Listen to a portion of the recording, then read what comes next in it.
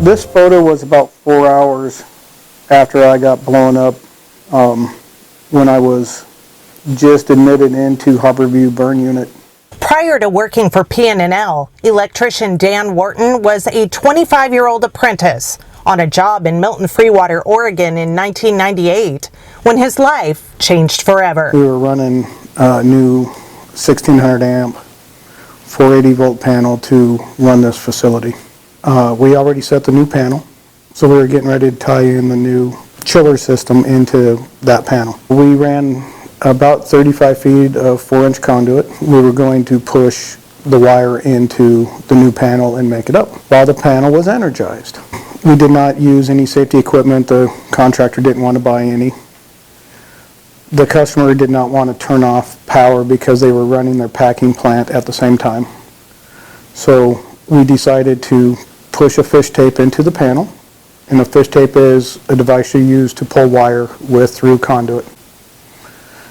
And the journeyman went out about 35 feet where we were pushing from, and I went into the panel, and he started pushing the fish tape, and I had my hand up underneath the conduit, and the fish tape hit my hand. I told him to stop.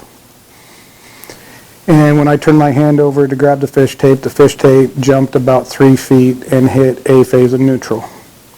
By doing that, it caused an arc blast at about 15,000 degrees.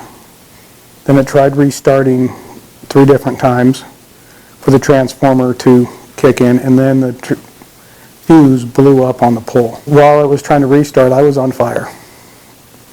I did the stop, drop, and roll, put myself out. I took off my hat and safety glasses and pulled up my contacts, which were hot.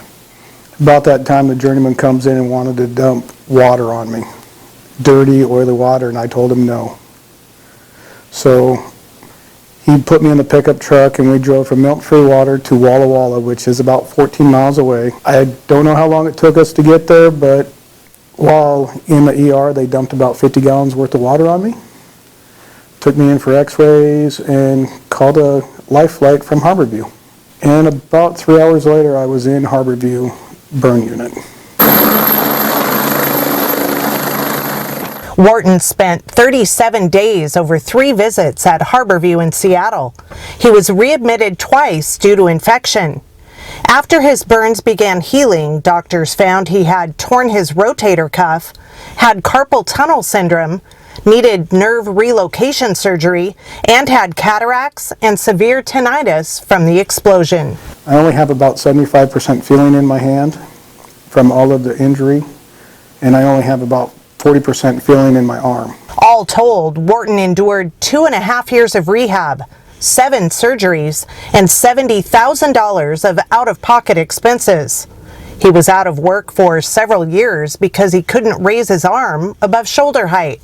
He also suffered from PTSD with recurring nightmares. Everybody dies and I get burned.